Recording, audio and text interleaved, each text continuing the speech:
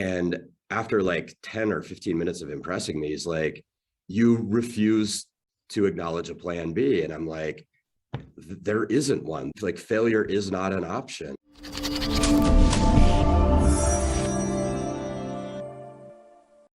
Can you tell me about, when you went home the first day when the world shut down, what you were thinking about? Yeah, absolutely. So I don't love that day, but it's kind of like 9/11. I'll never forget it. I'll never forget kind of what happened and what the day was like.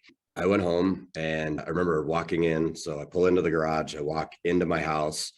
I don't want to talk to my wife or my kids. I walk upstairs, I go to the master bathroom, and I'm literally standing in front of the mirror talking to myself. And I'm saying, today's the day you lost your business and you didn't do anything wrong. It wasn't your fault. And I don't talk to myself in the mirror. That's not normal.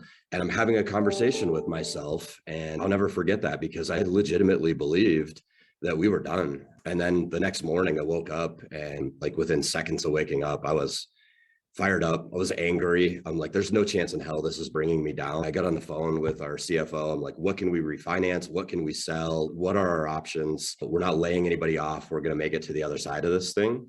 And fortunately, we were successful and we didn't lay anybody off. The worst thing that happened was we asked a couple of people to take some vacation days while we were slow. And outside of that, nobody lost their job at our company. And to this day, I feel really good about that.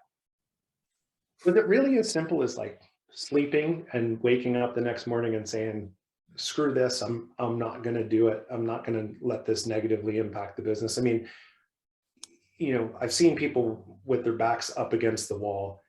What is it that you did? What did you channel? What's the secret? How did you do that? Because there's a lot of people that would have cowered and said, the world's against me. I can't do it. So I think some people are just wired that they don't accept failure. I didn't know that I was wired that way until somewhere around 10 years ago. I was meeting with a financial planner, my wife and I, and he was putting us through a series of questions. And he kept pressing for like, what if your business isn't successful? What's your plan B look like?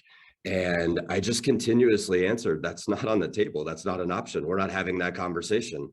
I'm not failing. And after like 10 or 15 minutes of impressing me, he's like, you refuse to acknowledge a plan B. And I'm like, there isn't one. Like, failure is not an option. So it was that day that I realized that I just think about things differently. And you're right, it's not as simple as I woke up angry and then just magically solved everything. But when you get really, really focused on a problem and you have good resources around you, which thankfully I did, you're able to figure things out. I think that's really interesting about, the quality of people, making sure that you have them around you.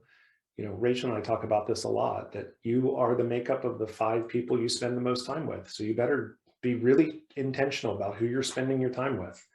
And we try and do that because, I've said this a million times, you don't do life alone. It's principle 7 of the book. We all stand on the shoulders of giants. And so if you think you're self-made, it's not the case.